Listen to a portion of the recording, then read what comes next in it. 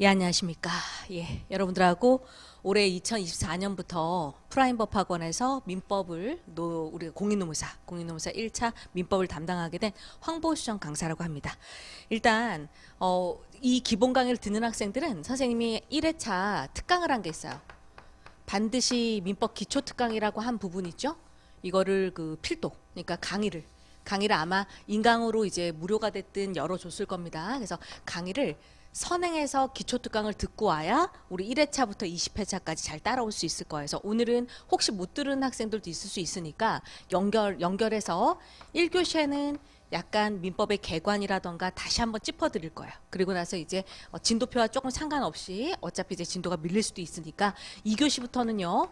오늘 진도표는 민법 개관을 하기로 했지만 기초특강을 미리 했으니까 2교시부터는 우리 기본서를 3페이지부터 바로 들어가도록 하겠습니다. 그래서 오늘 3교시까지 완성을 하면 오늘 1회차가 딱 완성이 돼요. 자, 여러분들 사실 잘 모르겠지만 선생님은 민법을 2003년부터 강의를 했고 여러분들 이제 공인노무사 강의한 지도 꽤 됐어요. 꽤 됐는데 중요한 건 여태까지 25문제에서 한 14개, 15개 이렇게 맞추면 되는 시험이었지만 우리 공인노무사가 올해부터 2024년부터는요. 40문제로 이제 문항수가 늘어납니다. 그리고 40문제 오지죠. 그리고 여러분들이 꼭 생각하셔야 될 게 40점 과락 넘자 이렇게 생각하시면 안 돼요. 사법법이 점수가 90점대 나오고 이러니까 민법은 과락만 40점 넘고 그다음 평균 60점 돼야 되니까 민법을 좀 사법법에서 받자. 절대 그렇게 생각하시면 안 되고요. 그러다 과락이 나오면 또 어떡할 거야. 그리고 절대 민법은 60점 민법도 다른 과목에 도움을 받지 말고 다른 과목에 도움을 주는 과목이어야 돼요. 그래서 최소 60점을 맞겠다라고 하게 되면 24문제를 좀 장악하셔야 됩니다. 24문제를요. 그러면 20문항이 아니라 40문항으로 된 상황에서는 우리가 민법 총칙 그리고 채권법 이렇게 두 파트를 네 파트 중에 노무사는 민법 총칙 그다음 채권법인데 20문제 이렇게 배정될 예정입니다. 그럼 20문제다 그러면 24문제를 맞춰야 60점을 확보할 수 있거든요. 그래서 기존에는 여러분들이 민법 총칙만 하고 채권법 버리는 성향이 있었지만 절대로 위험합니다. 40문제 올해 최초예요. 올해 최초로 변형되고 민법을 좀 어렵게 내자라고 하는 그런 게 굉장히 요구되고 있어요. 지금 오히려 상대평가로 바뀌자 1차, 2차 답안지 이렇게 채점하기도 너무 양이 많고 1차를 이렇게 갈 게 아니다라는 그런 요구 속에서 40문항으로 바뀌었기 때문에 민법의 난이도는 오히려 굉장히 극강을 달려갈 수 있어요. 그래서 민법 어렵게 낸다라고 하면 그래도 노무사 시험이 그런 민법 총칙과 채권법을 보는데 채권법을 어렵게 내진 않아요. 시험을 낼 때 민법 총칙의 난이도를 높일 겁니다. 그럼 여태까지 가지고 있던 전략, 나 민총에서 민법 총칙에서만 점수 확보하고 채권을 버리자 이런 전략이 되게 위험할 수 있다는 거예요. 민법 총칙의 난이도가 올라가면 여러분들이 민법을 전공한 사람도 아니고 그리고 민법만 막 공부하는 것도 아니고 조금 얕게 객관식으로 그냥 OX 공부하고 이런 상황에서 민총을 다 커버할 가능성이 거의 없어요. 그러니까 민법 총칙에서도 한 6문제에서 5문제 확 나가버릴 겁니다. 그러니까 전략을 좀 수정하셔야 돼요. 올해 우리 시험이 5월 25일이거든요. 대장정 1차 딱 합격하고 당당하게 2차까지 딱 가기 위해서는 전략을 수정하셔서 민법 총칙만 할 게 아니라 채권법까지 장악을 해야 됩니다. 그 채권법은 그 기초특강에도 말씀드렸다시피 판택된 체계를 따라서 역시나 채권이라고 하는 권리에 관한 일반론, 총론 얘기를 해요. 채권 총론. 그리고 채권이란 권리에 또 미시적인 얘기들이 있죠. 강론 얘기를 합니다. 설사 강론을 버리는 한이 있어도 여기까지는 채권 총론까지는 완전히 장악을 하셔야 올해 선방할 가능성이 굉장히 높습니다. 선생님은 민법을 사법시험, 변호사시험부터 굉장히 고난이도 강의를 오랫동안 했던 사람이니까 당연히 수업은 조금 어렵고 근데 오히려 시험을 볼 때는 조금 쉽게 접근하실 수도 있으니까 잘 따라오시면 되겠어요. 그래서 이건 기초특강 때 선생님이 민법의 어떤 난이도라든가 그런 얘기를 했으니까 우리 수업은 기초특강을 들은 학생을 전제로 해서 1교시 때 약간 OT와 그다음에 개관을 하고 바로 기본서를 들어갈 거니까 강의 계획서 한번 보시죠. 여러분들 새해 복 많이 받으라는 얘기를 하는데 선생님은 항상 수험생들한테는 다 새해 복 많이 받으라 그러지 않아요. 오늘 1월 2일 첫 회 강의인데 여러분은 새해 복을 딱 하나만 받아야 돼요. 합격이죠. 5월 25일 날 1차 시험은 노무사 1차 시험은 당연하고 선생님이 새해 복 하나만 받으라 했죠. 내친 김에 2차까지? 아이 그렇죠. 생동차로? 아, 할 수 있어. 할 수 있어. 아, 로또도 하는데 3개월 동안 왜 못해요? 그러니까 내가 못한다 생각하면 한계 칠 정하면 못해요. 근데 왜 우리가 뭐 경영학과다, 그 다음에 또 무슨 여러 가지 법대다라고 하더라도 뭘 알아서 주관식을 쓰진 않잖아요. 중간고사다 그러면 달달 암기해서 쓰잖아. 그러니까 이렇게 사람이 처한 환경에서는 충분히 할 수가 있습니다. 마음을 다잡고 뭐 누가 뭐래도 나 달달 암기해갖고 아 그래 이렇게 해갖고 한다라는 자신감을 갖고 2024년에는 최종 합격 한번 꿈꿔보는 거야. 그래서 최종 합격 여러분들 새해 복은 딱 하나. 최종 합격 안 나오지 않았어요. 그리고 수험 기간이 길다고 해서 실력이 또 쌓이는 것도 아니에요. 그러니까 반드시 나오는 거에 집중하셔갖고 3개월 동안 딱 1차 합격한 다음에 그래서 반드시 최종 합격까지 꿈꾸기를 선생님이 새해 복 하나 그 최종 합격을 좀 바라고 있고요. 그래서 자 강의 일정 보시면 오늘부터 시작해서 이제 딱 한 달이죠.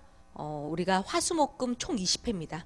그래서 오후 강의니까 절대로 실강 학생들 빠지지 마시고요. 실강 학생이든 인강 학생이든 시험을 볼 거예요. 4회차부터 이번 주 금요일부터 시작해갖고요.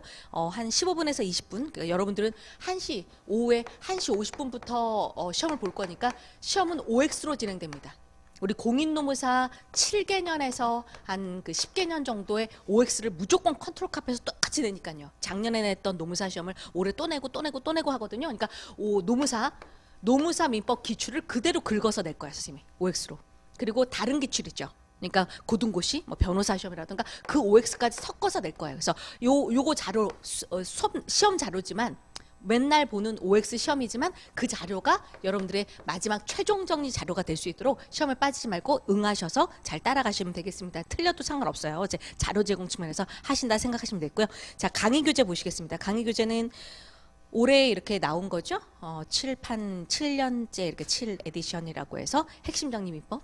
그래서 요 있어야 되고 그다음에 선생님이 변형된 시험에 출제 가능 그 최신 판례와 최신 지문을 이렇게 민법 족보 형태로 나눠 드릴 겁니다. 특강 시간에 드렸던 거 있었죠? 이런 형태로 해서 최신 판례까지 해서 나눠 드릴 테니까 따로 이렇게 요거는 선생님이 주는 거 프린트로. 그리고 가능한 한 시험 장면 법전을 보시는 게 좋아요. 왜냐면 이렇게 그 노트북으로 보는 것도 좋지만 이게 손에 익어야 쓰지. 그러니까 조문이 민법이 앞부분에 있다, 헌법 앞에 있다, 노동법 있다. 조문 보고 여러분들이 2차 답안지를 작성해야 되는데 아무래도 시험 장면 법전이 계속 손에 익숙해야 된단 말이에요. 그러니까 그 연습을 해야 되니까. 그리고 노동법 답안지를 작성할 때 노동법은 민법에서 나왔어요. 민법 조문이 약간 언급되면 되게 고상하고 고급스럽게 보여요. 그러니까 하찮은 답안지가 아니라 되게 거식으로 보이거든요. 그리고 노동법 김영배 교수님을 비롯해서 노동법 대학자분들이 민법 학자들이세요. 그러니까 이렇게 민법 조문을 보실 때부터 좀 익숙해져야 돼. 조문 보는 게. 그래서 가능한 한 우리가 물성이 되게 중요합니다. 손에 익을 수 있도록 선생님 조문집도 있지만 필요 없어요. 그러니까 시험 장면 법전을 민법 조문을 좀 볼 수 있게끔 활용하셔야 되겠습니다. 있어야 되고요. 그다음에 개간 때는 우리가 기초 특강할 때 자료 드렸었는데 선생님 필기가 그닥 빨리 쓰다 보니까 좋지 않아서 잘 따라오지 못하는 학생들을 위해서 이렇게 매일 한 2-3회차 해서 필기노트를 제공을 할 예정이에요. 그러니까 우리 시험 아니라 변호사 시험이나 다른 고등고시에서 썼던 필기노트니까 우리랑 상관없는 필기 내용이 있는 거 무시하시고 이렇게 대충 찾아보다 보면 아 선생님이 여기를 쓰고 있구나. 그럼 이 판례인가 보다. 그러면 거기다 체크하셔서 우리가 필요한 필기노트만 좀 자료 제공 측면에서 보실 수 있도록 하시고요. 그렇게 하시면 되겠습니다. 자, 강의 목표는요. 기초 특강 때 많이 얘기했으니까 이렇게 잘 나가겠다라고 생각하시면 되고요. 준비 자세 한번 볼게요. 처음 공부하는 뒷장에 민법이라서 용어가 그 의대생 있잖아요. 의학이든 법학이든 어차피 용어 싸움이에요. 그러니까 용어만 알면 조금 더 수월하게 다가올 수 있거든요. 그러니까 제가 기초 강의도 말씀드렸지만 그 갑자기 법률행위 이러면 그냥 되게 추상적이고 안 와닿아요. 법률행위 도대체 뭐야? 근데 제발 범죄행위라 그러면 좀 와닿잖아요. 범죄행위. 응? 그러니까 행위들을 공부하는 게 법학이에요. 그리고 노동법은 무슨 행위예요? 노동법은 노동행위죠. 노동행위. 정당한 노동행위, 부당한 노동행위. 행위 공부하는 거예요. 헌법은 뭐예요? 헌법은 국가 원수가 통치행위, 행위 공부하는 거예요. 행정법, 행정쟁소법 하죠. 행정법 뭐예요? 그러니까 허가를 낸다던가 행정청에서 허가 낸다던가 특허라던가 거기서 무슨 행위예요? 행정행위죠. 행정행위. 행위 공부하는 거예요. 행위. 그리고 소송은요. 저 사람이 돈을 안 줘서 내가 민사소송을 제기한다. 그럼 소장 내고 판사가 판결문 적고 그리고 증인 부르고 그런 행위들을 뭐라 그래요? 소송행위죠. 소송행위니까 법학은 다 노동행위, 소송행위, 법률행위, 행정행위, 이렇게 범죄행위, 행위들을 공부하는 거예요. 행위들을. 그래서 이런 행위가 뭐 범죄행위, 형법은 뭐 사람을 살해한 자는 그게 요건이죠. 이러면 뭐 징역 몇 년에 뭐 사형 이렇게 된다. 이러면 이렇게 된다라고 하는 게 법학이에요. 그러니까 이게 형법이고 노동행위도 뭐예요? 노동행위도 이러면 이렇게 된다라고 해서 요건과 효과고요. 민법은요. 법률행위랑 민법이 좀 어렵죠. 범죄행위다, 뭐 소송행위다. 그렇지 않고 법률행위다라고 하게 되면 법률행위는 주로 계약의 계약. 임대차 계약했다, 위임 계약했다, 도급 계약했다 이런 계약을 법률행위라고 하는 거예요. 그래서 이러면 이렇게 된다. 항상 요건과 효과. 여러분들 행정쟁송법 공부하죠? 이제 2차 때는 무슨 행정쟁송, 소송행위란 말이에요. 소송행위는 실체에 관련된 법이 아니라 절차법이야.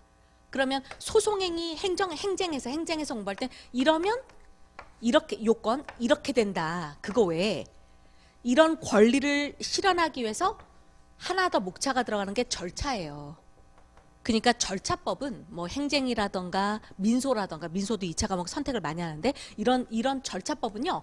요건, 절차, 효과 이렇게 돼 있는 거고 노동법이라던가 그다음에 또 민법이라던가 이런 실체법은 요건과 효과 절차가 싹 빠지죠.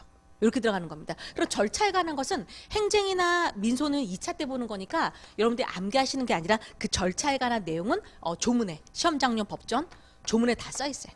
조문에. 그래서 이런 것들 기초 특강을 들은 걸 전제로 해서 선생님 이렇게 쭉 나갈 거니까 무슨 얘기냐면 법학은요. 노동법 1, 2를 비롯해서 2차 때 다 써야 되는데 법학은 용어예요. 그리고 제발 좀 보실 때 이러면 이렇게 된다라고 하는 요건과 효과가 노동법 법조문에 써 있어요. 그러니까 법조문을 보면서 자꾸 생각하셔야 되는 거예요. 아 이러면 이 단어가 나왔을 때 내가 암기한 판례를 여기다 적어주겠다. 그 다음에 요거 나오면 내가 암기한 판례를 어떻게 5-6줄 적어요. 시험지도 그렇게 한정돼 있는데 그러니까 한 줄 정도 암기해서 핵심을 요약해서 여기 코멘트를 달아줘야지. 그렇게 이렇게 뭘 써야지 2차는요. 선생님이 다시 한번 잠깐 기초특강 때 잔소리 좀 했는데 우리가 공인노무사는 1차가 절대평가라 합격자 수가 많아서 답안지 채점이라던가 이런 게 어려움이 있어서 합격자 수를 줄인다고 얘기를 하잖아요. 그러니까 1차는 수월하게 그래도 좀 되는 편이야. 근데 2차가 돼야지 자격증이 나오죠. 원했던 직업을 딱 찾죠. 그러니까 2차는 제발 1차 공부랑 완전 달라요. 뭐 인강을 듣는다? 이런 게 아니야. 강의는 처음에만 좀 들어서 가이드 역할만 좀 하시고요. 길잡이 역할만 하시고요. 뭐가 됐든 쓰는 시험이에요. 그냥 많이 아는 게 중요한 게 아니야. 쓰는 공부여야 됩니다. 내가 이거를 강의를 들을 때 이 책을 읽을 때 이거 쓸 수 있나? 그걸 쓰지 못하면 그 듣고 앉아 있을 필요가 없는 거예요. 읽을 필요가 없는 거예요. 내가 이걸 쓸 수 있나? 이게 나왔을 때 이게 답안 딱 덮고 조문만 보고 여기다 코멘트를 달아서 쓸 수 있나? 이거 안 되면 안 돼요. 이 두려움을 극복하셔야 됩니다. 그러니까 아주 허접하더라도 자기가 쓸 수 있어야 2차 시험장 가서 합격을 하는 거예요. 허접하겠습니다. 여러분들이 어떻게 컴퓨터도 아닌데 책처럼 쓸 거를 기대하세요. 그리고 강사들의 모범 답안만큼 쓰겠다. 그게 원쇼 불능이야. 있을 수도 없는 걸 상정하고 공부하니까 되게 2차가 힘들거든요. 되게 1등 답안지를 한번 보세요. 제발 보세요. 1등 답안지랑 강사가 준 모범 답안하고 한번 비교해 보세요. 얼마나 허접하게 써 있는지. 그러니까 인간이 할 수 있는 건 그렇게 허접하게 쓸 수밖에 없어요. 그게 1등 답안지라니까. 그러니까 여러분들이 쓸 때는 더 허술하죠. 그래도 붙어요. 요 정도 썼으면 이걸 알고 있구나라고 생각하거든요. 그러니까 너무 완벽주의 꿈꾸다 보면 2차 합격 못합니다. 그래서 반드시 선생님이 2차 사법시험 2차 민법이라던가 민소법 강의를 했기 때문에 이 쓰는 공부가 얼마나 힘든지 알아요. 그래서 이걸 좀 잘 선생님 주제 넘게 말씀드렸으니까 잘 따라오셔야 되겠습니다. 자, 그래서 요번에는 채권법까지 특히나 채권 총론까지 잘 달릴 수 있도록 하시고 용어가 굉장히 어렵거든요. 용어 싸움이라. 그래서 뭔 얘기하다 그랬냐면 준비 자세 하면서 용어가 귀에서 튕겨나가요. 외래어가 아니라 외계어, 민법은 외계어다 이런 얘기를 하거든요. 굉장히 낯설고 힘듭니다. 듣기 싫어 뭐 귀에서 튕겨나가니까 뭐 알아들어야 재밌죠. 되게 힘듭니다. 근데 원래 그렇다. 원래 그렇다고 상정하고 그대로 따라오셔야 되겠어요. 그래서 좀 그냥 꾸역꾸역 좀 꾸역꾸역 하다 보면 어느 순간 뚫려요, 귀가. 응? 그래서 그럴 때까지 선생님한테 좀 질문도 좀 많이 하고 잘 계속 반복되고 있으니까 그런 정돈을 하시면 되겠어요. 강의는 이런 식으로 해서 좀 잘 진행하도록 하겠어요. 자, 일단 1교시에는 선생님 1시간 정도 강의하고 한 10여 분 정도 쉬고 이럴 텐데 여러분들 이렇게 뭔가 우리가 기계처럼 정확하게 뭔가 기억의 어떤 요소, 우편 번호처럼 어디 기억된 걸 꺼내고 어디 기억된 걸 꺼내고 인간은 이렇게 돼 있지 않다 그러잖아요. 기억의 구조가. 인간은 맥락으로 기억한단 말이에요. 기억의 구조가. 그래서 뭔가 스토리가 기억나지 않으면 그 지문을 못 읽고 못 풀어요. 컴퓨터가 아니라서. 그러니까 선생님 설명할 때 저런 사시관계 나왔구나. 저런 판례가 원고 피고 간에 소송이 붙어갖고 저런 일이 벌어져서 이랬겠구나 라고 맥락식으로 판례 사시관계까지 잘 들어야 노동행위 노동법까지 해결하실 수 있을 겁니다. 그래서 반드시 사례가 나온다라고 하면 그 판례 사시관계를 좀 이해할 수 있도록. 그리고 사람이 하는 일이라 법은 상식이에요. 그러니까 수학처럼 뭐가 있겠지 이러지 말고 그냥 무방비 상태로 법을 전혀 몰라도 나라면 이렇게 판결 냈겠네. 나라면 얘 손을 들어줬겠네. 이렇게 좀 편안하게 접근하세요. 그러니까 사람이 벌어진 일이잖아요. 그러니까 너무 이렇게 막 도식화돼서 이거면 이거야 이러지 말고 조금 한 발 뒤로 물러서 갖고 볼 수 있는 자세를 갖추시면 되겠습니다. 자, 1교시 선생님이 민법 개관을 좀 한다 그랬었는데 잠깐 한번 볼게요. 오늘은 기초 특강을 들은 걸 전제로 합니다. 그러니까 민법 조문부터 잠깐 한번 다시 볼게요. 우리가 민법 조문을 보시면 앞부분에 1조 전에 전체 목차가 조문의 목차가 나오잖아요. 그 목차부터 한번 보셔야 돼요. 민법은 크게 제5편으로 편장절이죠. 모든 법학책이 편장절 5편으로 구성되어 있는데 민법 총칙 제1편 총칙이 우리 시험범위 민법 총칙이라고 하는 파트가 1조부터 184조까지거든요. 근데 볼게요. 1조, 2조는 통용되는 법칙이에요. 총칙이 아니라 통칙. 그러니까 1조, 2조 내용은 모르겠지만 통용되는 법칙이니까 뭐 근로기준법이라던가 뭐 민소법이라던가 다 적동하겠죠. 통용되는 법칙이니까. 그리고 나서 제2장 인간이 나옵니다. 권리의 주체. 기초특강 때 들었던 거 인간. 인간은 우리 같은 자연인만 얘기해요. 제3장 법으로 만든 인간. 삼성전자. 법으로 만든 인간도 있잖아. 그래서 권리 주체 인간, 그다음 법으로 만든 인간 제3장. 그리고 권리 객체죠. 제4장을 보시면 뭐 내 땅이야, 내 건물이야. 권리의 주체가 아니라 권리 객체 물건이 나오죠.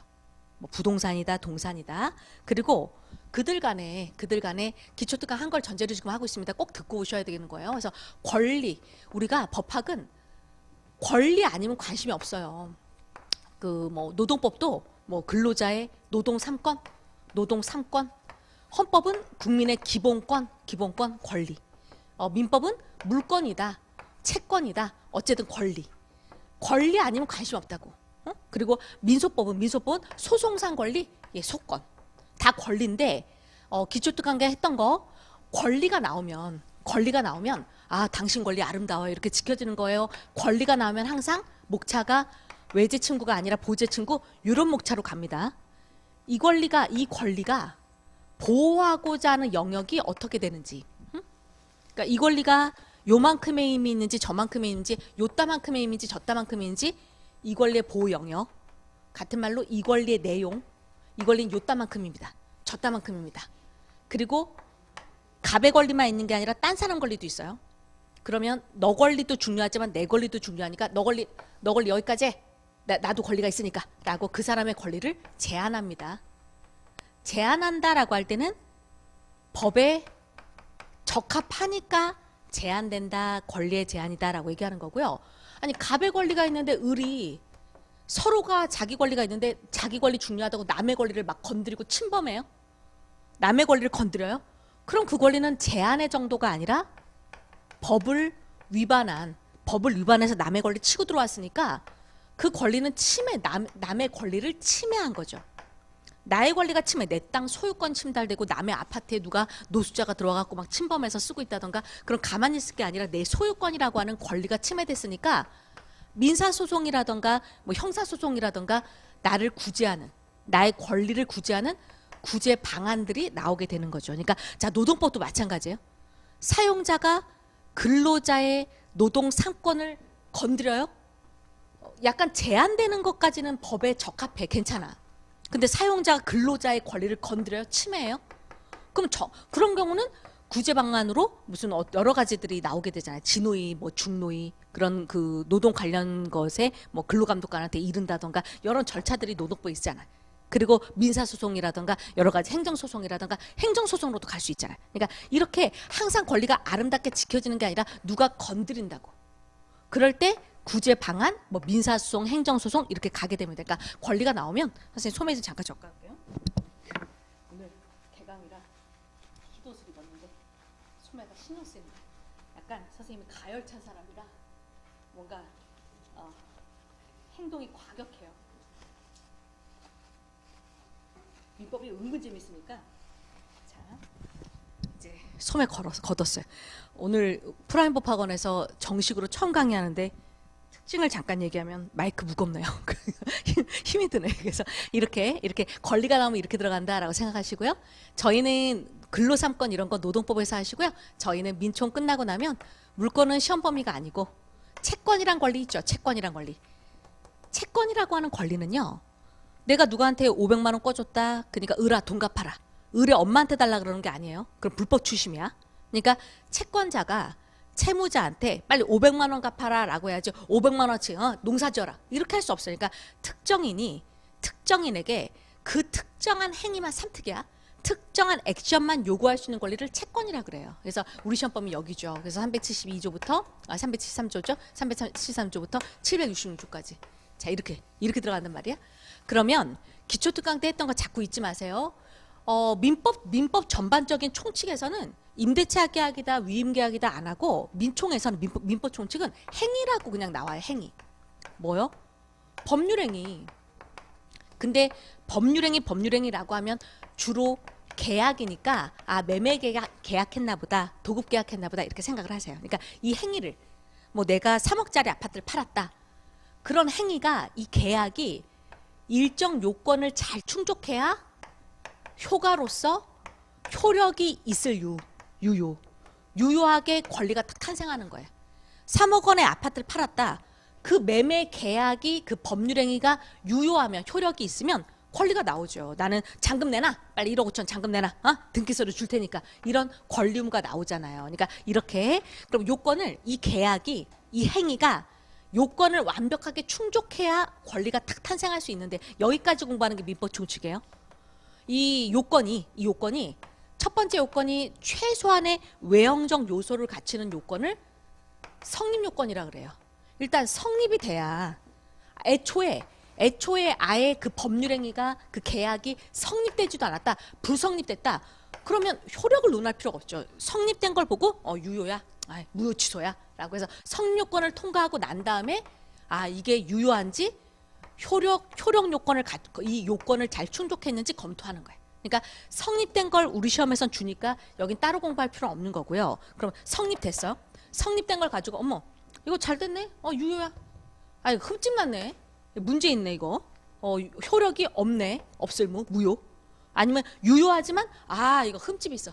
이거 취소돼야 돼. 그러니까 퍼펙트하게 유효하든가 아니면 뭔가 조금이라도 흠집이 나면 무효든가 취소든가.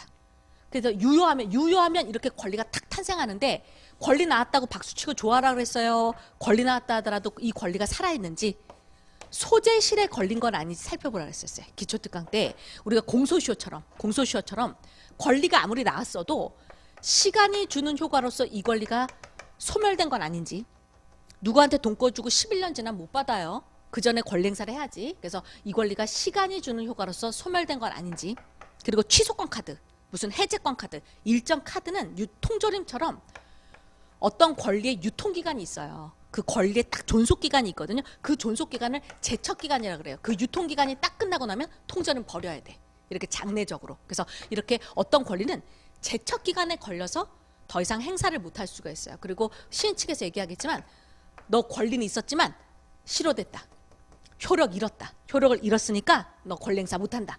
실효의 원칙에 걸려서 너 실효됐으니까 행사하지 못한다. 이렇게 해서 소재실에 안 걸리면 완벽한 권리가 탄생하는데 이 권리가 세상 누구에 대해서도 효과를 주장하면 그런 걸 물권이라 그러고 또 특정인에 대해서만 효과를 주장할 수 있는 대인효밖에 없으면 그런 권리를 우리가 채권이라고 얘기를 하는 거예요. 그래서 자 여기까지 민총.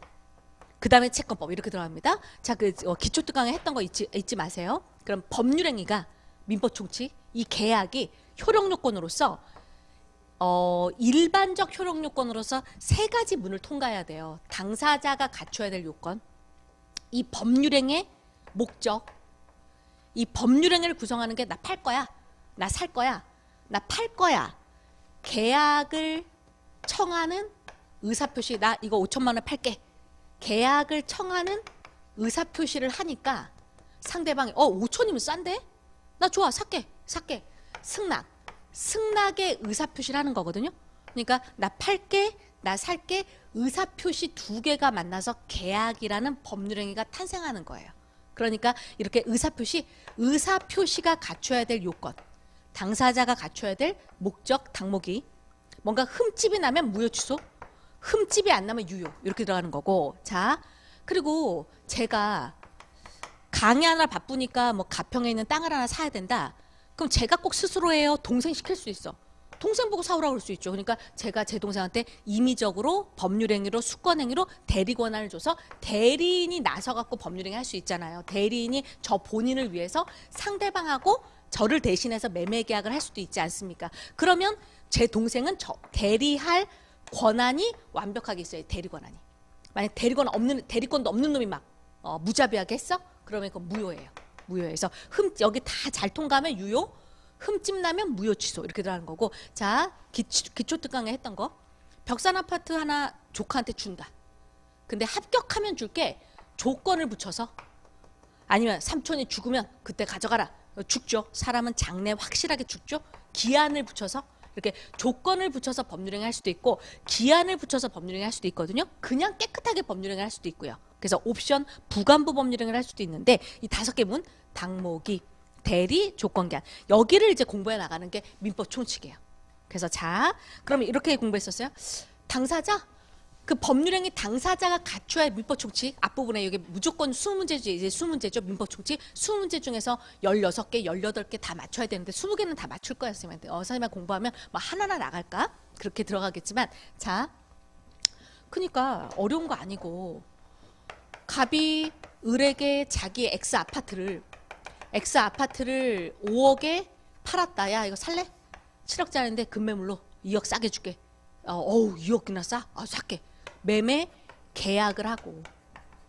그러면 얘는 이제 5억을 주고 물건을 판 매도인님한테 5억을 주고 등기를 넘겨받고 아파트 등기랑 집 열쇠랑 넘겨받고. 그러니까 얘는 매수인. 그러니까 매도인, 매수인, 매매 계약 이렇게 얘기하고. 이거는 채권법적인 용어예요. 근데 민법 총칙은 매매계약이라는 계약을 뭐라 그래? 매매계약, 임대차계약 이거를 행위라 그러잖아. 행위. 이들이 법률행위 모르는 사이가 아니라 매매계약을 해서 등기를 넘겨줘야 되고 매매대금 돈 줘야 되고 권리의무를 만들 수 있는 그런 행위를 했으니까 이 매매계약을 법률행위라고 얘기하는 거예요. 그러니까 이 단어는 채권법적인 단어고 여기 단어는 뭐예요? 이 행위자들 법률행위를 했다. 매매계약을 안 쓰고 이거 민법 총칙적인 단어고 그리고 이 매수인은 매도인에게 빨리 5억짜리 아파트 등기 갖고 와. 집 열쇠 갖고 와. 이거는 이제 채권 강론적인 단어고요. 채권 총론으로 얘기하면 빨리 등기 갖고 와. 채권자다라고 얘기를 하고요. 얘는 등기를 이전할 의무가 있으니까 얘는 채무자라고 얘기하고요. 채무자. 그러니까 매도인, 매수인은 정확히 얘기하면 채권 강론에서 쓰는 단어고 매도인, 매수인, 채무자, 채권자 이거는 채권 총론에서 쓰는 단어고 이 매매계약을 법률행위라고 얘기하면 민총의 단어고 같은 단어들인 거예요. 이렇게. 그래서 자, 그러면 이렇게 법률행위를 하게 되는데 요런 테마들을 잘 단어를 기억하세요. 그러면 이제 그 의미를 기억하시면서 그러면 우리가 모르는 사람끼리 갑자기 빨리 등기 갖고 와, 돈 갖고 와, 이런 권리가 왜 생겼어요? 전혀 생판 모르는 사람인데, 응? 갑자기 뭐 아파트 등기 갖고 와, 나는 5억 입금할 테니까, 이런 권리가 왜 생겼어요? 행위를 했으니까, 매매 계약을 했으니까 권리 의무가 발생을 했잖아요. 그러니까 권리라는 건 권리가 가만히 고정돼 있지 않고 권리가 변동합니다. 움직입니다. 그러니까 뭐 제가 바닷가에 여러분들 잘 이제 요즘 사람들이라 잘 모르겠지만 옛날에 뭐 돌아가셨을까? 한무 씨라고 저도 제가 어릴 때도 그분이 연세가 되게 많았어요. 아주 오래된 코미디언 같은 분인데 그분이 이런 얘기를 하더라고. 무슨 아침 프로에 나와갖고 자기가 바닷가에 땅을 하나 샀대. 이게 바닷가에 땅을 하나 이렇게 X 토지를 샀는데 돈 주고 산 거야. 근데 아직 등기 얘기는 그분이 이제 뭐 비법대가 아니라 법을 잘 모르니까 등기니 원 이런 얘기는 안 하고. 근데 아침 방송 같은데 이상한 건 아니지만 아침 방송 같은데 나가고 하시는 분이 그 코미디언이 밤에 가면은 자기 땅이 없어지고 낮에 가면 땅이 있대. 그게 무슨 말이야? 그러니까 이게 그러니까 뭐예요? 그 바다를 사신 거예요. 그러니까 진짜 땅이에요. 이게 X 토지였을지 모르지만 이게 지구 온난화 바닷물이 개먹어 들어와서 사실은 서쪽에 뭐 서해안 쪽은 뭐 이렇게 밀물썰물이 있잖아. 그러니까 이렇게 잠깐 땅으로 드러났다가 땅이었다가 바다가 되는 건 바다인 거예요, 바다. 그러니까 사기당하신 거지. 그러니까 이렇게 원래는 멀쩡한 X 토지가 있었겠지만 지구 온난화 때문에 바닷물이 개먹어 들어와서 아예 이제 잠겼다. 그럼 이거는 X 토지의 소유권이라는 권리가 있었을 수도 있지만 이런 걸 포락이라 그래, 포락. 바닷물이 다 차서 땅에 이 X 토지 소유권이 있어요. 이 소유권이 이제 없어진 거야. 소유권이란 권리가 소멸됐죠. 바다가 돼버렸는데 땅이 어딨어. 소유권이란 권리가 소멸되거든요. 이런 걸 바닷물에 포락됐다고 얘기를 해요. 그러니까 사기당하신 거. 그러니까 이렇게 어떤 토지가 있다가 토지의 소유권이 있었지만 바닷물에 개먹어 들어와서 포락이 되니까 이 소유권이 없어지잖아요. 그리고 내가 나대지에 없던 건물을 Y 건물을 지어요. 그러면 없었던 건물의 소유권자가 황보수정이 되잖아. 그러니까 권리라는 게 가만히 있는 게 아니라 제가 건물 지면 지구상에 없던 소유권이 생기기도 하고 지구 온난화 때문에 땅이 없어지기도 하고 권리라는 게 가만히 있어요.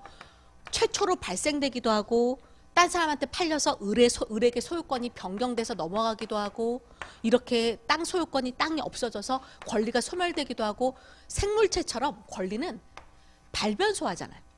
이거 노동법에도 써야 됩니다. 권리라고 하는 게 생물체처럼 발변소예요. 그런 걸 변동이라 그래요. 노동법도 마찬가지, 행정도 마찬가지, 법학용어 똑같아요. 권리를 변동한다 그래. 그러면 이렇게 권리를 움직이는 막 생물체처럼 변동하는 거. 왜 변동해요? 이거 팔았으니까 변동하죠. 소유권자가 을한테. 모르는 사람은 가만히 있었으면 권리가 변동 안 했을 거 아니야. 권리를 변동케 하는 원인은 크게 딱 두 개예요. 왜 권리가 움직여요? 행위를 했으니까 행위. 매매계약, 무슨 도급계약, 행위를 했으니까 그런 행위를 범죄행위라 그러지 않잖아요. 매매계약이 무슨 범죄행위야? 노동행위야? 그런 거를 법률행위라 그래요. 법률행위를 했으니까 권리가 움직이죠. 아니면 기초특강 했던 거 아버지 X 아파트인데 돌아가셨어. 그리고 배우자가 없어. 그럼 직계비속이라고 하는 아들이 을 하나밖에 없어. 그럼 이거 5억짜리 아파트 국가가 뺏어가요? 공산주의야? 아니면 배우자도 없고 상속인한테 상속돼요. 아들한테 상속되죠. 이거는 아버지랑 행위를 무슨 법률행위, 유언행위라고 하는 무슨 또 매매계약 이런 걸 해서 그런 거예요. 그냥 법조문 때문에 상속법에 아들한테 상속되라 라고 써있어요. 국가가 뺏어가는 게 아니라 아들한테 상속된다, 직계비속한테 상속된다, 상속 순위가 나와 있으니까 법조문 때문에 소유권이 넘어오는 거죠. 그러니까 법률의 규정, 상속법 때문에 법률의 법조문, 법률의 규정 때문에 권리가 움직인다고. 그러니까 딱 두 개예요. 법률행위를 했으니까 움직이죠. 아니 법조문 때문에 움직이는 거예요. 그러면 법조문은 법률의 규정은 나올 때마다 보면 되잖아요. 그러니까 이거는 민법 총칙에서 공부를 안 해도 돼요. 개별적으로 공부하면 되니까. 근데 거시적으로는 법률행위로 권리가 변동되는 여기를 민총에서 공부한다고요. 법률행위로서 움직이는 걸. 그럼 법률행위가 뭐예요? 매매계약, 임대차 계약, 주로 계약 같은 거. 그럼 계약은 혼자 해요. 야 살래? 5억에 살래? 나 5억에 살게. 그러니까 법률 행위라고 하는 걸 구성하는 건 뭐예요? 의사 표시죠. 나의 마음속의 의사를 나 5억에 팔게. 5억에 살게. 그러니까 법률 행위를 공부한다는 게 또 의사 표시를 공부하는 거예요. 의사 표시 2개야. 의사 표시 1개야. 이런 거 공부하는 거예요. 계속 분설해 나가는 거예요. 법률 행위라고 하는 단어는 큰 단어고 계약. 법률 행위 얘가 계약. 계약을 구성하는 건 의사 표시 2개. 팔게, 살게, 의사 표시. 그럼 의사 표시를 구성하는 것도 뭐예요? 아, 나 쟤한테 5억에 팔까? 아, 5억 5천에 팔까? 마음속의 의사. 그거를 결정했어. 그래, 5억 5천에 팔아야지. 외부의 표시. 의사 표시. 그러니까 의사적 요소 따로, 표시적인 요소 따로. 의사 표시를 쪼개면 또 이렇죠. 분설하면. 그러니까 점점 쪼개서 표현을 해보는 거예요. 의사적인 거, 표시적인 거, 이런 거. 그래서 이렇게 공부해 나가는 거고. 자, 그러면 권리가 이렇게 법률행위로서 움직인다 그랬는데 또 이렇게도 바라보는 거예요. 권리를 갖는 주체가 있지 않냐. 개나 고양이는 안 돼요. 객체지. 아직까지 동물권은 그냥 권리 주체가 아니라 내 물건 취급하는 겁니다. 그래서 권리 주체는 인간이어야 돼. 그리고 권리의 객체. 이거 그냥 내 거다. 다 부셔버리자. 팔자. 권리의 객체. 그래서 인간에는 자연인과 법으로 만든 인간, 개나 고양이는 안 되고 이건데 권리의 주체와 권리의 객체 간에 가만히 있어요. 내가 집을 부셔서 소유권 없애버리기도 하고 집을 지어서 소유권을 만들기도 하고 얘네들 사이에 또는 권리의 주체와 주체 간에 권리가 변동한다고. 뭘로? 행위를 했으니까 법률행위. 아니면 법률의 규정으로? 예, 법률의 규정으로. 그래서 변동이 뭐예요? 권리가 발생되거나 변경되거나 소멸하는 걸 말한다고. 그러면 법률행위가 뭐예요? 의사표시지. 그래서 의사표시 이렇게 쭉 공부해 나가는 거 이렇게 공부해 나가는 거야. 주체와 주체 간에 권리 움직인다. 팔았지 않냐? 부셨지 않냐? 주체와 주체 간에. 그리고 또는 주체와 객체 간에 권리가 변동된다. 라고 해서 뭘로? 법률행위로. 의사표시로. 그래서 이렇게 공부해 나가는 거거든요. 목차 한번 다시 보시죠. 그래서 인간을 공부하는 거예요. 그 다음에 제5장에 목차 보셔야 됩니다. 좋은 목차. 우리 노동행위예요? 민법은 법률행위야. 법률행위. 법률행위를 구성하는 게 제2절 의사표시죠. 그리고 제 동생이 황보수정 대신해서 땅을 판다. 상대방한테 판다. 그럼 얘는 법률행위란 거예요. 언니를 대신해서 법률행위란 거예요. 근데 그 법률행위를 뭐라 그래요? 저 언니가 강연을 바빠갖고요. 언니 대신에 가평 땅을 파는 거예요. 그걸 어떤 법률행위? 대리행위라는 법률행위예요. 그러니까 대리행위라는 것도 법률행위죠. 그래서 목차 보시면 법률행위 중에 의사표시 제3절 대리행위. 그리고 그게 퍼펙트하게 유효해요. 흠집 나는 건 공부해. 흠집 나는 거 효력이 없을무 무효든가 아니면 취소든가. 그래서 뒤끝 단락에 무효 취소. 그리고 깨끗하게 법률행위를 해요. 제5절 조건부 법률행위, 기한부 법률행위를 공부를 하는 거예요. 그리고 우리 노동법에서 가장 중요한 기간계산. 기간계산이요. 얘 퇴직 연령이 은퇴 퇴직하는 날짜가 언제냐. 기간 계산할 줄 아셔야 됩니다. 기일은 점이고 기간은 선이잖아요. 이때부터 이때까지. 그러니까 기간을 계산하는 3년 계산, 5년 계산, 기간 계산할 줄 알아야 여러분들이 산재 사고가 됐든 뭐 퇴직금을 받는다던가 날짜 계산이 됐든 이 기간에 관한 민총 조문은요. 기술적 규정이니까 행정법에도 작동하고 민소법에도 작동하고 노동법에서도 민법의 기간 조문을 쓴다고 하니까 기간 조문 기간 계산하는 법을 알아야지. 그리고 나서 목차 보시면 이제 권리가 탄생하지만 그 권리는 살아있어요. 공소시효처럼 소멸시효에 걸렸을 수 있죠. 여기까지. 그리고 물권법은 안 합니다. 그럼 제3편 오세요. 제3편. 채권법도 수업 문제. 채권법도 판택된 체계라 추상적인 얘기, 통론 얘기, 채권 통칙을 해요. 통칙을. 채권 총론 안에서. 그러면 민법 총칙을 그러니까 어렵게 생각하시면 안 돼. 법학이 다 또 노동법도 또 보세요. 노동법의 목차도 똑같습니다. 실체법이니까요. 자, 앞에 채권법을 보면 지금 채권이란 권리의 목적이라고 되어 있지만 보세요. 민법 총칙은 채권법을 공부하는 게 아니니까 뭐라고 나와? 민총할 때는 민법 총칙할 때는 권리의 목적. 근데 채권법으로 가? 그러니까 권리가 추구하는 등기가 꽈라, 돈가 꽈라. 권리의 목적 채권이니까 앞에 채권의 목적.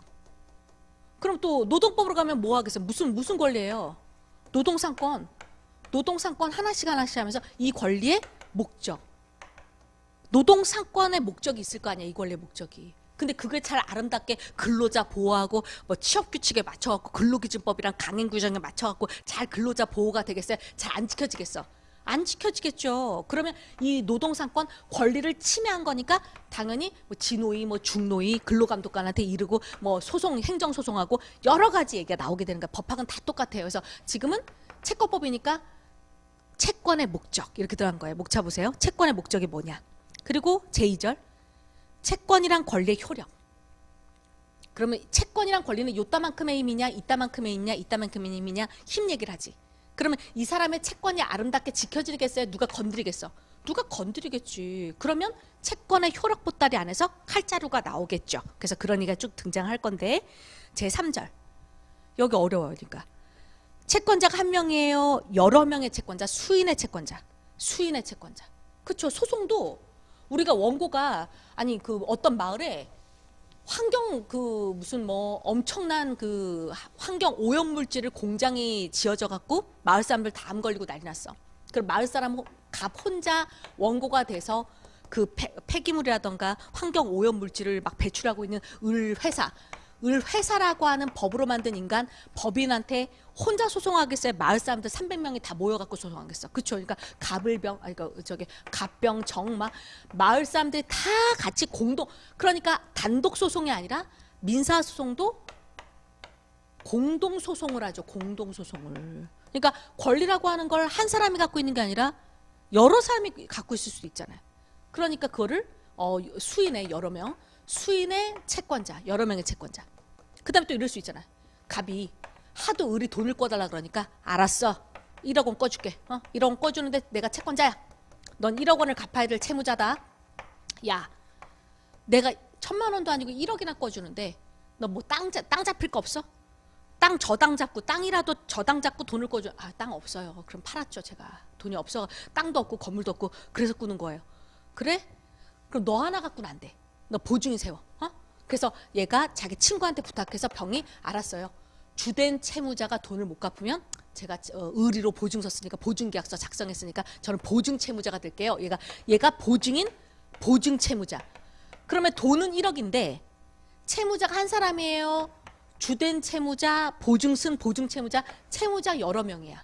채무자 여러 명이죠. 그러니까 수인의 채무자, 수인의 권리자, 수인의 채무자 나오는 거지.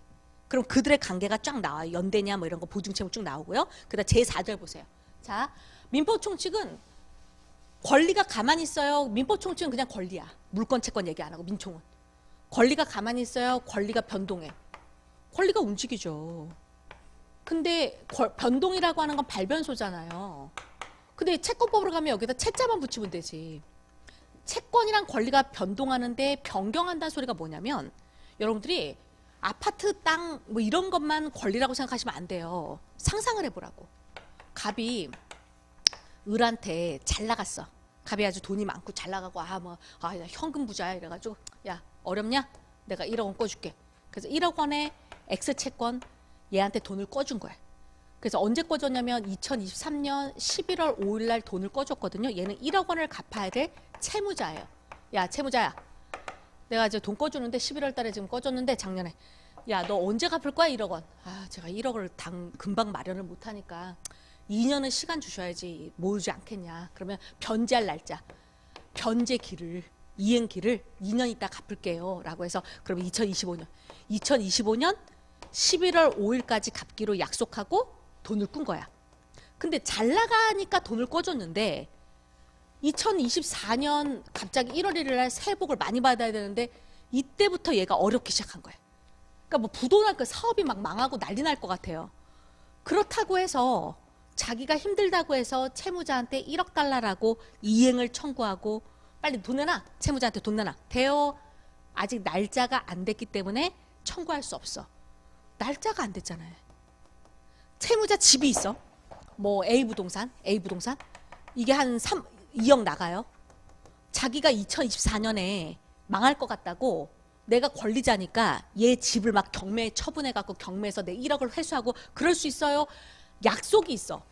2025년에 갚기로 했으니까 아직 변제기가 도래하지 않아서 채무자는 안 갚아도 되고 집을 경매를 안 당해요. 이런 걸 날짜가 도래하지 않아서 누릴 수 있는 이익을 기한의 이익이라 그러는 거야. 기한의 이익. 기한이 도래하지 않아서 누릴 수 있는 이익을 기한의 이익이라 그래요. 그러면 날짜가 안 돼서 나는 경매도 못하고 돈 달란 말도 못하는데 나는 노숙자 되게 생겼어요. 사업 망해서. 그러면 이것도 재산이잖아요. 집처럼. 그러니까 1억짜리 X채권을 썩은 채권 가만히 갖고 있을 거예요. 팔 수 있어. 채권도 팔 수 있죠. 어음도 팔고 어음 할인이 어음 매매니까. 그러니까 1억짜리 채권을 병이라는 사람 만나갖고 25년은 회수가 되니까 아우 나 형편 어렵다 이거 9천만 원에 싸게 사가라 라고 해서 이 채권도 재산이니까 팔 수 있죠. 그리고 이 채권을 얘한테 양도할 수 있죠. 채권 팔고 양도하고 요런 게 채권, 얘가 갖고 있는 채권을 양도했다. 재산권을 넘겼다. 그럼 넘겨받은 받을 수 양수인이고 넘긴 사람을 채권 양도인이라고 하고. 그러니까 자, 채권이 고정돼 있어야 채권이란 권리도 움직이죠. 그러니까 채권의 변경은 채권자가 바뀌었다고. 이제 채권자가 누구로 바뀌었어요? 평으로 바뀌었죠. 그런 게 바로 채권 양도예요. 양도라고 하는 단어는 법률 행위로 이루어지면 양도란 단어를 써요. 그러면 매매만 할까 아니면 자기 채권을 공짜로 줄 수도 있어. 1억짜리 채권 너 가져라. 증여일 수도 있잖아. 증여계야. 그러니까 원인된 행위는 다양할 수 있다고요. 채권을 팔아먹든 채권을 공짜로 증여하든 이건 양도는 더 포괄적다더라고. 원인된 행위가 뭐든 간에 법률 행위로 이루어지면 그걸 양도란 단어를 쓰는 거예요. 그래서 채권 양도 이렇게. 그래서 민법 총칙 그냥 권리 변동 얘기하는 거고 채권법은 채자만 붙여서 채권 양도 이렇게 하는 거예요. 그럼 법은 상식이니까 생각해 보세요. 채권법 아직 안 했어도 내가 1억짜리 채권을 얘한테 팔았어. 팔고 양수인한테 넘겨줬어요. 그러면 이제 1억짜리 채권은 얘 거, 병 거야. 양수인 거야. 근데 우리끼리 야 채권 살래? 증서 여기 이름 적어줄게. 우리끼리 이런다고 해서 될 문제예요. 빚 갚을 채무자한테 알려줘야 돼. 알려줘야죠. 야 날짜 되면 2025년 내가 형평 얼어서 팔았으니까 날짜 되면 이제 나한테 갚을 게 아니다. 병영님한테 갚아라. 병한테 갚아라. 얘한테 연락을 해줘야 빚 갚을 사람이 알아야 날짜 되면 갚죠. 그러니까 그런 걸 관념의 통지라 그래요. 객관적 사실 알려주는 관념의 통지. 통지를 해줘야만 대항할 수 있습니다.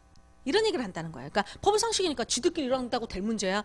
채무자한테 알려줘야 돼. 알려줘야죠. 이런 얘기들이 채권 양도는 우리 시험에 반드시 내거든요. 여러분도 생각하셔야 돼요. 25문제 볼 때는 민총 한 12문제에서 13문제, 채권법도 12문제에서 13문제 이랬는데 이제 20문제 민총 그리고 채권법도 20문제 그럼 되게 세밀하게 될 거예요. 12문제 낼 때도 채권 양도는 특혜급으로 무조건 냈던 파트예요. 그러면 당연히 20문제에서는 당연히 채권 양도 파트 꼭 내지. 무조건 내지. 그러니까 무조건 득점을 24문제에 득점을 하셔야 되는 파트라는 겁니다. 그래서 자 채권법 얘기를 하고 싶은 게 아니라 목차를 한번 보시라는 거예요. 그래서 제4절 조문 목차 채권도 팔리는구나. 양도. 그 다음에 채무인수. 채무인수가 또 뭐가 어려워. 단어 뜯다 보면 알 수 있는 게 이런 거 채무 떠안는다고. 빚을 떠안는 걸 보면 을이 갑에게 1억 원을 꾼 채무자인데요. 얘는 채무자. 얘는 1억 원을 받아야 될 채권자인데 얘가 너무 힘들어하는 거예요. 채권자가 그냥 불법 추심도 아닌 것이 맨날 전화 걸고 갚으라 그러고 협박하고 이러니까 이 채무자가 너무 힘들어하는 거야. 돈도 없는데. 그래서 얘 절친이 있어. 절친병이 얘는 좀 자력이 있거든. 좀 잘 나가거든. 그러니까는 채권자님 찾아간 거야. 채권자님, 제가 지금 당장 없지만 3월 달에는 목돈이 들어오니까 내가 그 돈으로 내가 갚을 테니까 이 여자 면하게 해줘요. 얘 면하게 해주고 제가 떠안을게요. 이렇게 빚을 채무를 지가 떠안을 수 있잖아요. 그게 바로 채무인수예요. 이 여자 면하게 해줘요. 면책적 얘의 책임을 면하게 하는 얘는 벗어나. 면책적 채무인수.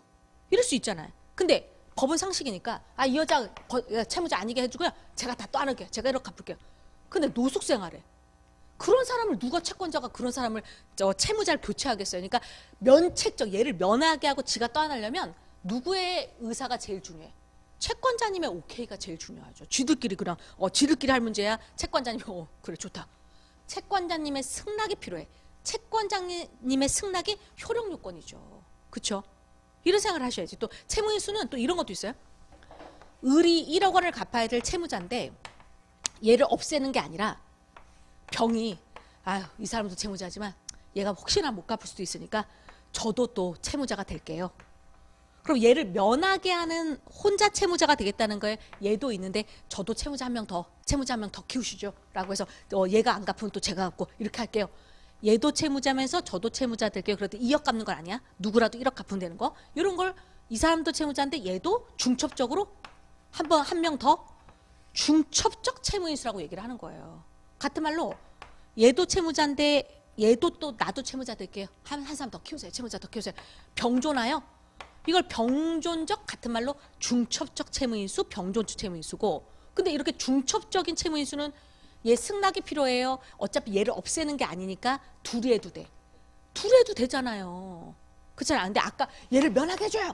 그럼 이 사람이 떡 줄 사람이 승낙을 해야지 되는 거 아니겠습니까? 면책적 채무인수는 채권자님의 승낙이 오케이가 필요한 거고 우리끼리 중첩적 채무인수는 채권자님을 해치는 행동이 아니니까 우리끼리 해도 되겠죠. 법은 상식이니까 그런 조문이 나올 거예요. 그래서 보면 너무 이렇게 어렵게 생각하지 마시고 빚도 떠안는구만. 그다음에 권리라고 하는 게 권리라고 하는 게 가만히 있어요. 권리가 소멸되기도 해요. 소멸되기도 하죠. 그러니까 채권법은 채 하나만 붙이면 돼. 채권의 소멸. 기초특강 때도 했지만 채권은 언제 소멸해요? 채권은 내가 뭐 A라는 사람한테 5천만 원 껐어. 5천만 원 채권이 있어. 근데 5천만 원 갚어. 그럼 없어지지. 그러니까 그걸 변제라 그래. 변제. 얘다. 뭐 등기 여기 있다. 뭐 이거 여기 도자기 여기 있다. 이런 게 다 변제로 소멸하죠. 보세요. 보시면 채권의 소멸 제6절 파트에 변제. 그리고 변제 받을 사람이 나 괴롭히려고 일부러 피해 다녀. 이자 더 많이 받아 챙기려고. 그러면 나는 공탁소, 법원 공탁소에 돈을 맡길 수 있죠. 공탁. 제목 보시면 되겠고요. 또 이제 목차 보시면 상계. 상계는 뭐예요? 받을 것도 있고 줄 것도 있는 거야. 그러면 퉁치는 게 상계고요. 그 다음에 됐어. 힘들게 사는 것 같은데 너 면제해 줄게. 면제도 있을 수 있고요. 경계는 고칠 경자입니다. 그러니까 뭐 500만 원 꾼 사람한테 야 500만 원 그렇게 못 갚겠냐? 형편 그렇게 어렵냐? 그러면 너 어떻게 생각해? 500만 원 자꾸 못 갚으니까 내 가평에 있는 그 밭이 있어. 너 매달 와갖고 밭농사 좀 짓고 해. 그러면 그렇게 밭농사로 몸으로 때워. 500만 원 갚은 걸로 할 테니까. 그거는 상대방이 오케이 승낙을 하면 가능하죠. 그렇죠. 그런 게 근데 돈 500만 원하고 밭농사 짓는 건 정말 생뚱맞은 계약이잖아요. 그런 걸 고칠 경자 경계 계약이라고 합니다. 그래서 경계는 계약일 수밖에 없어요. 일방적으로 걔를 시켜먹을 수는 없거든요. 그 사람도 합의가 돼야지. 그래서 경계 계약일 거고요. 뭐 이런 것들 나온다는 거야. 여기까지 본 다음에 제2장. 민총에서는 법률행위였는데 이제 채권법에서는 그거를 계약이라고 해서 공부를 하는 거예요. 그 계약이 언제 탄생하냐, 계약이 어떤 유로를 갖냐. 그럼 계약이라는 걸 했을 때 매매계약, 임대차 계약, 계약이라는 걸 했을 때 퍼펙트하게 완벽하게 다 통과해서 효력이 있을 유효일 수도 있지만 계약이 깨질 수도 있잖아. 그럼 계약이 깨지는 거는 유효라 그러지 않고 효력이 처음부터 없었다, 무효다. 아니면 유효했지만 미성년자가 혼자 엄마 아빠 허락도 안 받고 해서 그건 취소다. 유효했지만 계약이 유효한 때 나와요. 유효할 때 나오지만 계약이 유효면 효력이 있으면 빨리 피아노 갖고 와. 피아노 돈 500만 원 줄 테니까 유효하면 그에 따른 권리 의무가 나올 텐데 그러면 여기 있어 피아노 여기 있습니다. 피아노 덮개도 여기 있고 여기 500만 원 여기 있습니다. 이렇게 아름다운 관계는 의무를 아름답게 이행하는 관계겠지만 그럼 소송 안 오죠. 아름다운데 왜 나와? 의무를 피아노를 안 갖고 온다던가 돈을 입금 안 한다던가 의무를 이행해요. 의무를 이행하지 않는 의무불이행이야. 의무가 채무란 단어예요. 그러니까 채무자가 아름답게 채무를 이행하는 게 아니라 채무를 이행하지 않겠지. 이런 게 법학에서는 문제가 되니까 채무자가 채무를 약속을 안 지키고 채무를 불이행하면 돈 내나 강제로 이행을 구한다던가 1억 원을 10월 달까지 갚기로 했는데 지금 1월 달이야. 그럼 몇 개월 늦게 됐어요? 그럼 나는 1억만 받으면 돼요? 아니면 2달 늦게 받았으니까 지연 손해배상금 받아야 돼. 이행지체 손해배상금을 추가로 받아내야지. 그리고 피아노 안 갖고 와? 가장 중요한 피아노 샀는데 피아노 안 갖고 빨간 떡게나 잔뜩 갖고 와? 됐어. 너랑 안 해. 계약을 해제하겠다. 그러니까 해제라고 하는 단어는 유효할 때 해제라는 단어가 나와요. 그러니까 결국은 계약이 깨지는 건 무치해야 무효든가 취소든가 해제든가. 해제, 해지 다릅니다. 해제는 처음부터 피아노 안 샀던 걸로 처음부터 소급해서 아예 계약은 없었던 거고 근데 근로계약은요? 근로계약도 계약이잖아요. 매매계약처럼. 근데 근로계약은 해제라 그럴까? 근로계약을 체결했는데 안 와요. 일을 안 해. 그래서 여태까지 7개월 동안 잘 다녀서 7개월 월급이 다 근로자한테 다 나갔는데 오늘부터 안 오는 거야. 전화도 확 끊고 막 무단 결근. 그럼 근로계약을 계속 유지하는 거예요. 걔가 의무를 불행하고 근로를 제공할 의무를 노무 제공을 안 하잖아요. 그러니까 내 쪽에서는 됐어. 다른 근로자 뽑을 거야. 너랑 해지할게. 그때는 근로계약은 해지라 그래야 돼. 왜요? 해지는 그동안 소급해서 7개월치 월급 다 토하고 일했던 거 다 돌려받고 그럴 수 없죠. 해지는 장래적으로만 효력이 있거든요. 앞으로만 이제 끝나는 거예요. 근데 매매계약 같은 건 해제, 처음부터 아예 매매계약은 없었던 걸로. 그러니까 이런 계약들은 일시적인 계약들은 해제. 계속적 관계, 계속적 계약들은 해지.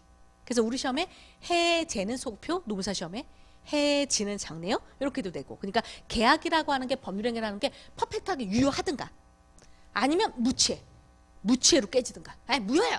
계약 무효라니까요. 계약 취소해요. 계약 해제요. 근데 하나의 카드만 나올까? 판사님 저 사람하고 나랑 계약했는데요. 그 계약은요.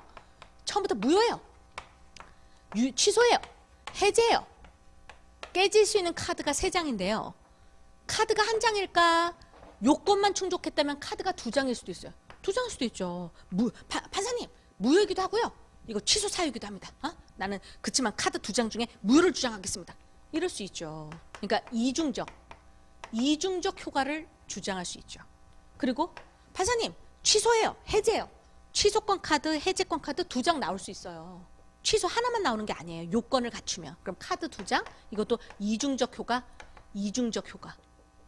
그러니까 무효는 취소가 절대 안 나와요. 무효 카드, 취소 카드 2개 나올 수 있다. 2개 나올 수 있다. 근데 무효하고 해제도 같이 나올 수 있죠. 안 되지.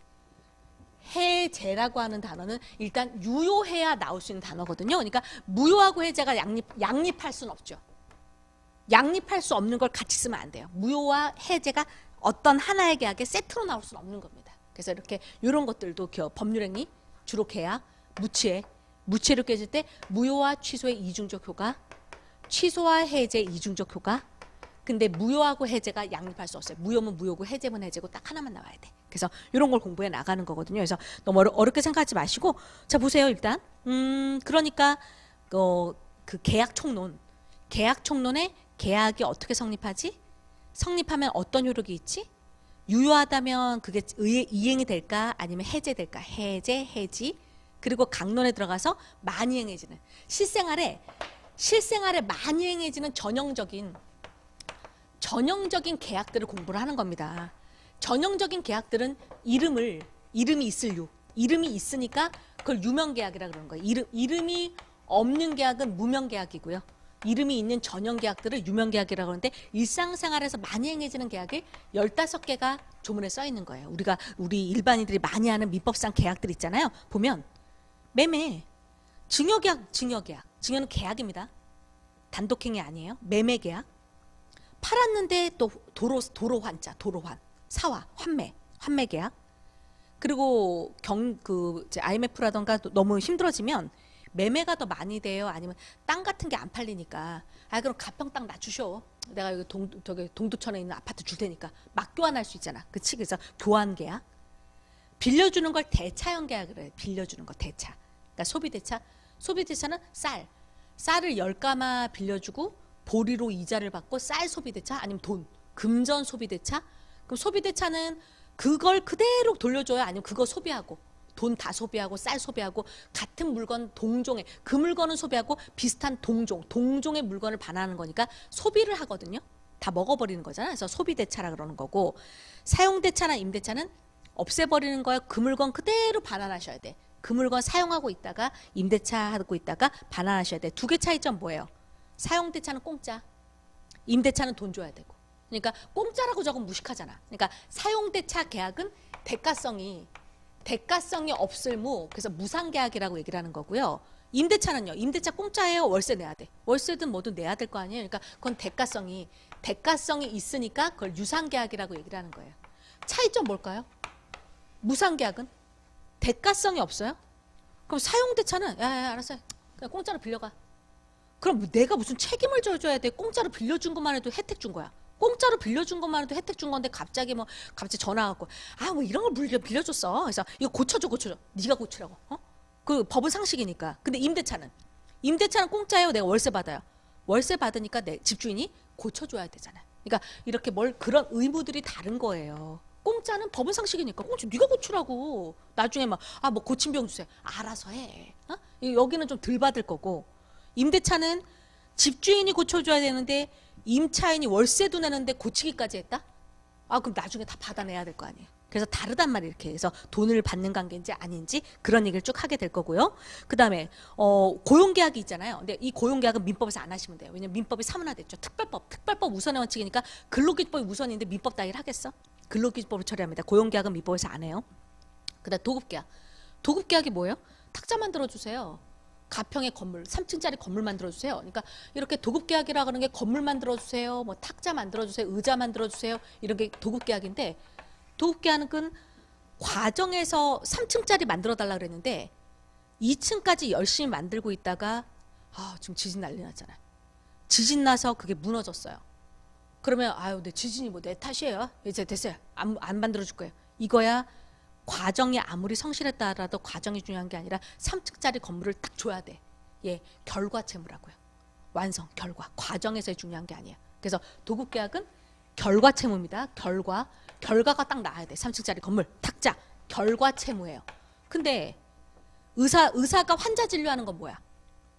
의사가 환자를 진료하는 건 결과채무예요. 그럼 병을 낫게 해야지. 그래요? 아니면 과정에서만 잘하면 돼?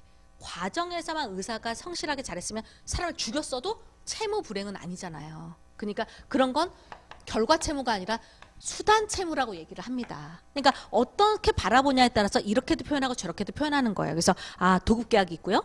여행계약 있죠. 여행계약 새로 들어간 조문인데 우리 노무사 시험에서 여러 번 냈어요. 딱 선두주자로. 그 다음에 현상광고도 계약이에요. 얼마 전에 신춘문예 당선자들 나왔잖아요. 그러니까 뭐 동아일보가 12월 31일 소인까지 찍힌 시랑 소설 3편씩 내면 1등 당선자에게 1,000만 원 주겠습니다. 하잖아. 신춘문예. 걔를 뽑히 찾아주는 사람 사례금 300만 원 주겠습니다. 그런 게 현상광고 계약이에요. 현상광고 계약. 옛날에 여러분들은 어려가지고 잘 모르겠지만 표창원 씨 그 탈옥수 있어. 그래서 표창원 신고하면 현상광고 계약을 경찰에서 낸 거야. 그래서 1억 주겠다 그랬는데 그 현상금 1억인가 몇 억을 타려고 현상광고 계약을 국가가 냈으니까. 그래서 표창원 씨가 호프집에서 있는 거를 시민이 신고를 했어요. 신고를 했는데 조금 속된 말로 무식한 경찰이라고 하면 안 되죠. 어쨌든 경찰이 범인을 놓친 거야. 그러면 이 사람은 신고만으로 완료 행위를 다 한 걸까요? 현상광고 계약에서 필요한 행위를 다 한 걸까요? 시민은 표창원을 잡아다 줘야지 현상광고 계약 돈을 받는 거야. 신고만 하면 된 거야. 신고만으로 완료 행위를 다 한 거죠. 근데도 그 몇 억을 안 준다고, 시민한테 안 준다고, 현상광고 계약이 체결됐는데도 안 준다고 해서 그 시민이 소송을 들어갔어요. 표창원 씨 사건에. 돈 받았을까 못 받았을까? 받았지. 경찰이 놓친 건 경찰이 놓친 거고 신고까지 한 게 완료를 다 한 거라고요. 그런 게 현상광고 계약이었습니다. 그 다음에 위임계약이죠. 위임계약이에요. 여러분들 바로 임무를 받는 위임인 여러분들 받을 수임인.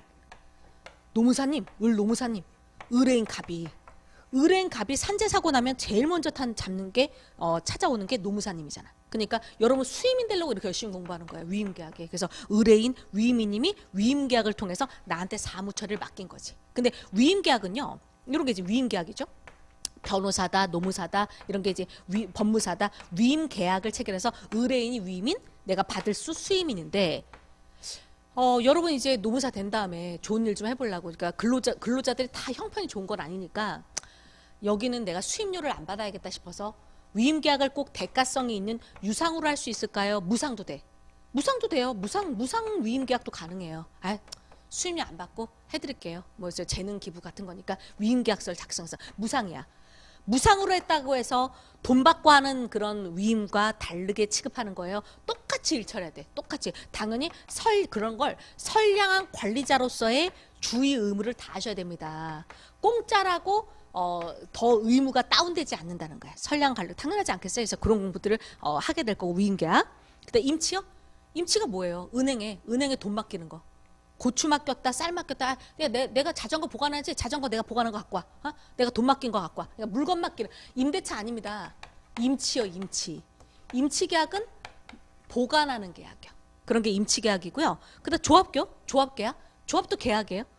여러분들이 노무법인에 들어갈 수도 있고 빅펌에 그다음 법무법인에도 많이 가거든요. 왜냐면 변호사들이 노무 활동을 잘 못해요. 노동법을 몰라서. 그래서 우리 빅펌 순서가 어떻게 돼요? 로펌의 큰 빅펌들 이 김광태 세율이야. 그래서 많이 들어봤죠? 요 순서들은 김장, 김앤장, 광장, 태평양, 세종, 율촌. 요 순서가 이제 빅 5대 펌이거든요. 그래서 여기 노무사를 되게 많이 뽑으니까 꼭 그 노무법인만 생각하지 마세요. 월급은 빅펌들이 세. 그러니까 여기 노무사 자격증 갖고 빅펌에 들어가면 좋지. 그래서 그 노무사님만이 할 수 있는 업무가 있거든요. 그러니까 너무 이렇게 노무법인을 들어가든 아니면 로펌에 들어가든 아니면 이럴 수 있죠. 혼자 단독 개업을 하든 아니면 이럴 수 있잖아요. A 노무사님하고 B 노무사님하고 C 노무사님이 동기야. 요번 합격 같이 해갖고 동기라서 아야 그럼 너 단독 개업하려면 또 비서 써야지 또 직원 뽑아야지 사무실 임대차에서 뭐 월세 내야지 야 단독 개업 힘들다더라. 그렇다고 또 로펌을 가면 또 뭐 월급쟁이 돼야 되니까 그냥 개인 사업처럼 하는데 야 그러지 말고 우리 같이 하자. 그래서 야 나는 나 금수저야. 어? 나 아버지한테 이거 건물 이거 X 건물 요거 1층 2층 아버지가 다 써도 된대. 어? 나 건물 이거 내놓게. 우리 이 건물에 사자. 노무법인, 법인은 아니고 우리 같이 공동 사업하자. 우리 같이 하자. 나는 이거 건물 하나 내놓게. 라고 해서 공동 사업하자. 그리고 B 노무사는 그러면 직원들도 뽑아야 되고 남자 직원, 여자 직원, 그다음에 집기들도 다 사야 되니까 전화기도 놓고 해야 되니까 그럼 자본금이 좀 필요할 거 아니냐. 그럼 내가 1억 원을 금전을 자산을 출할게. 자산을 내놓을게. 난 건물 내놓게. 난 돈 내놓게. 야. 너네들 알다시피 나 흙수저지 않냐? 내가 뭐 건물이냐 돈이냐? 니네들은 그냥 한 6시간만 해. 내가 더 많이 할게. 나는 몸으로 좀 때울게. 나 손님도 많이 모셔오고 난 노무 제공을 할게. 내가 몸으로 더 많이 할게. 다 자산을 출한 거예요. 돈을 출자하든 아니면 건물 출자하든 노무를 제공하든 자산을 출한 세 사람이 공동으로 사업하기 위해서 이렇게 갑조합체를 하나 만들어요. 이런 게 계약이에요. 이게 조합계약이야. 공동 사업하자라는 조합계약서. 이렇게 하실 수도 있죠. 그래서 조합도 계약이라 우리가 조합계약이다라고 해서 공부를 하고요. 종신정기금 어렵지 않아요. 종신이 죽도록 죽을 때까지 정기적으로 타는. 그러니까 뭐 조카하고 야 삼촌 죽을 때까지 네가 그런 조카 있었으면 좋겠네. 매달 30만 원씩 종신토록 정기금을 주도록 하자. 그러니까 예 삼촌 그럴게요. 종신 정기금 계약. 근데 이거 할까? 보험회사에서 다 할까? 보험회사에서 하잖아요. 민법에서 누가 하실 분 저랑 같이 하세요. 저한테 좀 종신토록 주세요. 종신 정기금 계약 안 한다고. 그러니까 사문화됐지. 그러니까 우리가 고용계약은 근로기준법이 가져가고 그다음 정기금 계약은 보험계약이니까 상법에 보험법에서 가져가니까 종신정기금 안 봐도 돼. 고용계약 안 봐도 되고 사문화된 계약들 죽은 계약들이 많고요. 그다음 화해계약 있어요. 화해계약은 이런 거예요. 화해도 계약이야. 때린 건 인정. 그러니까 알았어 미안해. 나 얘 가해자. 야 내가 너무 욱해갖고 때렸다 야. 너 엄청 내가 술 먹고 때리고 막 그랬는데 미안하다 야. 물어줄게. 얘는 피해자. 서로가 인정. 맞은 것도 인정. 그다음 가해자도 인정. 그건 다툼이 없어. 다툼이 없는데 액수 다툼이야. 얘는 최소한 1,000만 원은 받아야 된다고 날리고 피해자는 가해자 야 때린 거 인정하는데 야 너 이 좀 흔들리고 뭐 야 1,000만 원 한몫 버는 거냐? 그러지 마. 친구지간에 야 나 500밖에 못 줘. 그 정도면 치료 다 할 것 같아. 액수 다툼이 있는 거야. 서로. 그런 간극을 좁히기 위해서 둘이 다방에서 만나서 야 그럼 나 1,000만 원 받아야 돼. 나 500밖에 못 줘. 이러니까 그럼 700에 합의 보자. 7,000이라고 적었네요. 700에 합의 보자. 합의 보자라는 거 있죠. 금액을 조율해서 이런 게 바로 화해계약이에요. 화해계약. 이런 걸 화해계약이라고 그러는 거야. 그러니까 화해계약은 액수를 700이라고 했으면 액수는 뒤집으면 안 돼요. 얼마나 조율을 해서 액수를 맞춘 거야. 근데 갑자기 700의 화해계약을 딱 창설적으로 해놓고는 갑자기 자고 일어나서 야 500밖에 못 주겠는데 700한 이 계약서 없애버려. 이렇게 나오면 안 되지. 얘도 마찬가지고. 그래서 화해계약에서 가장 중요한 건 나중에 공부할 109조 자고 일어나서 착오였어, 착각이었어, 나 700 더 못 줘, 500밖에 못 줘, 아니면 1000원 받아야 돼. 화해계약은 착오를 이유로 함부로 취소할 수 없는 계약이에요. 이렇게 창설적 힘이 있으니까. 그래서 그런 걸 공부할 거거든요. 화해계약 이런 거고. 그 다음에 이렇게 15개 제 15절이라고 돼 있잖아요. 15개 전형계약이 끝나고 나면 자, 권리라고 하는 게요. 권리라고 하는 게 법률 행위로만 권리가 만들어져요. 권리를 만드는 건 우리들의 법률 행위, 계약, 행위로만 만들어요. 법조문으로도 만들어. 법률의 규정으로도 법률의 규정으로도 권리가 만들어지거든요. 그러니까 이건 채권법에 들어가면 채자만 붙이면 되지. 채권을 법률 행위로 만들어요. 주로 계약. 그러니까 계약으로 정해진 그런 채권을 약정 채권이라 그래요. 그게 바로 15개 아까 매매계약, 뭐 도급계약 이런 거. 근데 법률 행위로만 계약을 만드는 게 아니잖아요. 약정 채권만 있는 건 아니잖아요. 뭐요? 너 법조문에 이런 짓 하면 돈 줘라. 이런 짓 하면 돈 줘라. 라고 법률의 규정으로 법조문상으로 정해진 계약으로 정해질 수도 있지만 법조문상으로 정해진 법정 채권도 나오죠. 법조문상에. 그러니까 갑자기 지나가는데 어떤 놈이 막 때렸어. 그 기초특강에 한 거. 그런 거는 그 사람하고 나랑 네가 때리면 나한테 5천만 원 줘야 된다. 계약을 했어요. 약정을 했어요. 그런 거 아니고 모르는 사람한테 맞은 거니까 이건 법조문에 사람을 때렸어? 피해를 끼쳤어? 그럼 그 행위는 법률 행위예요. 사람 때려서 5천만 원 손에 끼치고 다 나가게 한 건 법률 행위를 한 거예요. 그 사람 불법 행위를 한 거예요. 그 사람은 불법 행위를 한 거죠. 법률 행위를 한 게 아니라. 그럼 불법 행위 저지른 놈은 나한테 손해배상을 해야죠. 요거는 법률행위 계약 때문에 그래요. 법조문에 써 있어요. 법조문에 써 있기 때문에 이러면 이렇게 해줘라 라고 요건과 효과가 불법행위 요건과 효과가 써 있다고. 그러니까 이렇게 계약으로 커버하지 못하는 법률의 규정으로 법조문에 써 있는 채권 관계가 딱 3개밖에 없어요. 그 세 개가 싸부는 불쌍해, 싸부는 불쌍해, 싸부불 이렇게 들어가는 거예요. 그게 바로 법률행위예요, 불법행위예요. 불법행위, 꼬챙이 손인. 그 다음에 정당한 이득이 아니라 계약이 끝났는데 계약이 애초에 무효인데 왜 남의 걸 갖고 있냐. 내 나라 부당한 이득이다. 부당이득 반환청권 741조. 그리고 사무관리라는 게 있거든요. 사무관리. 사무관리라는 거는 어려운 거 아니에요. 이것도 조문만 볼 건데 우리가 법이 미흡한 면을 다 보호하기 위해서 계약관계를 맺지 않고 남남인데도 돈을 타내야지. 돈을 받아내야 될 거 아니야. 상상을 해보세요. 사무관리라는 게 어려운 게 아니에요. 그래서 어떤 거냐면 이렇게 집이 이렇게 있는데 여기는 이제 갑의 집이 있고 담벼락 쳐 있고 그다음에 여기는 을의 집이 있는데 둘이 이제 그래도 이웃사촌이니까 친하진 않아도 인사를 이렇게 인사하고 전화번호 교환해서 알고 있는데 폭우가 엄청 내리는 거야. 폭우가. 근데 갑이 외국에 여행을 가족들하고 갔는지 집이 비어 있어요. 근데 이 폭우는 지붕을 뚫고 막 다 지붕이 내려앉을 것 같은 거야. 그러니까 을이 옆집 사람이 갑이 시키지도 않았는데 갑이 야 지붕 무너질 것 같으면 네가 목수 불러갖고 다 고치고 해라. 시켰으면 모를까 계약관계가 없는데 보고 있다 보니까 옆집이 무너질 것 같아갖고 내가 오지랖퍼야. 오지랖퍼라서 을이 안 되겠다. 갑한테 전화해도 로밍을 안 해갖고 연락이 안 돼. 근데 지붕을 가만두면 안 될 것 같아. 시키지도 않았지만 갑이 안 되겠다 싶어서 목수님을 찾아간 거야.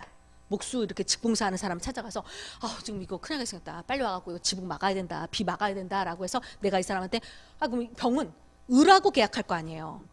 아니 갑의 집을 고치는 거다. 나중에 갑한테 받아라. 갑이 허락도 안 했는데 갑하고 계약했다 그럴 순 없어요. 그러니까 을이 병한테 알았다. 내가 책임질 테니까 300만 원 줄게. 라고 하고 300만 원에 지붕 좀 고쳐라. 라고 도급 계약을 체결하고요. 그러니까 계약 당사자는 옆집 을하고 병이야. 계약 당사자는. 그리고 나서 이 지붕을 고쳐줬어요. 그리고 나서는 뭐 여기 돈을 줄 수밖에. 내가 계약 당사자니까 내 집 고친 거 아니더라도 계약을 내가 했기 때문에 여기 300만 원 내가 여기다 줄 수밖에 없어. 그러면 나중에 갑이 하와이 갔다 왔어. 그럼 내가 남의 집 고치고 내 돈 나가고 가만히 바보처럼 있을 거예요. 얘한테 청구해야 돼. 얘네 집 고쳐줬으니까 청구를 해야 되는데 갑이 시키겠냐고요. 야 오지랖퍼야. 내가 고치랬어. 나 어차피 빗물 다 망가뜨리고 싶었어. 얘가 돈을 300만 원 안 주면 어떡할 거냐. 그러니까 이들 간에 갑과 을 간에 돈을 받아낼 계약관계가 계약관계 약정 계약으로 정한 채권이 있어요 없어요? 없죠. 그럼 법률의 규정으로 법정 채권이어야 되는데 지금 갑이 법정 채권은 3개밖에 없어요. 지금 내가 300만 원을 쟤한테 받아내야 돼. 그럼 갑이 나한테 불법 행위를 저지른 거야? 아니죠. 이거 아니지. 그러면 저런 걸 그 갑이 이건 될 수 있어요. 부당이득이 안 되진 않아. 근데 부당이득으로 가게 되면 손실을 한도로 하니까 되게 액수가 작아진다거나 문제가 발생할 수 있어요. 이 오지라퍼를 위해서 남의 사무를 계약상 시키지도 않았고 법률상 의무도 없는데 오지라퍼가 나서서 해서 남의 사무를 관리해 줬으니까 사무관리자가 734조 법이 정한 요건만 충족하면 조금 더 넉넉하게 갑에게 받아낼 수 있는 이게 바로 사무관리인 거예요. 사무관리인 거예요. 그러니까 이게 뽀불만 갖고 있으면 해결이 안 되는 것도 있거든요. 돈이 적어진다거나. 근데 그들 사이에 무슨 시키거나 계약 관계가 있지는 않잖아. 그럴 때 법이 개입해서 사무관리 조문을 두고 있는 거예요. 그러니까 뭔가 사적 자치고 자기네들이 다 계약할 것 같지만 빈틈이 있을 수밖에 없잖아. 그 빈틈을 법이 정한 법정채권 사부불이 메꾸는 거예요. 그리고 그러면 머릿속으로 채권법에 들어가 사고할 때 항상 사부불이 먼저 나올까? 사무관리 부당이득 불법행위 케이스 같은 거 이러면서 불법행위야 사무관리야 부당이득이야 이거 해야 돼요? 아니면 사적 자치니까 이거 먼저 검토야. 약정채권 먼저. 계약관계가 있는데 갑자기 선생님 부당이득인데요? 노동법도 마찬가지예요. 노동법도 뭔가 계약관계, 근로계약, 계약관계, 근로계약서가 제일 중요하잖아요. 그 취업규칙에 따라 썼는지, 그러니까 더 작은 것들, 자기 하위규범들을 잘 지켜서 썼는지, 그거 먼저 검토하고 큰 거 검토하고 이렇게 들어가셔야지. 갑자기 드립다 자기 암기한 거 쓸데없는 거 이렇게 적으시면 안 돼요. 항상 계약관계 먼저. 계약관계부터 먼저. 그래서 계약관계로 정한 약정채권 먼저 검토하고 안 될 때 법정채권 순서는 약정채권, 법정채권 이 순서로 됩니다. 그래서 목차 한번 보세요. 목차 보면 법정채권으로서 사부불 나오죠. 제3장 사무관리 사부불, 그다음 제4장 부당이득, 제5장 불법행위 이렇게. 그래서 민총수문제, 채권수문제 우리 이렇게 돼 있어요. 그래서 기초특강 꼭 들으셔야 됩니다. 그래서 1교시는 선생님이 한번 기초특강 때 했지만 조금 더 법조문을 보면서 전체적인 틀을 본 거예요. 맥락을. 그래서 2교시부터는 시간표하고 상관없이 기본서를 바로 들어가도록 하겠습니다. 그래서 좀 쉬었다가 들어가겠습니다.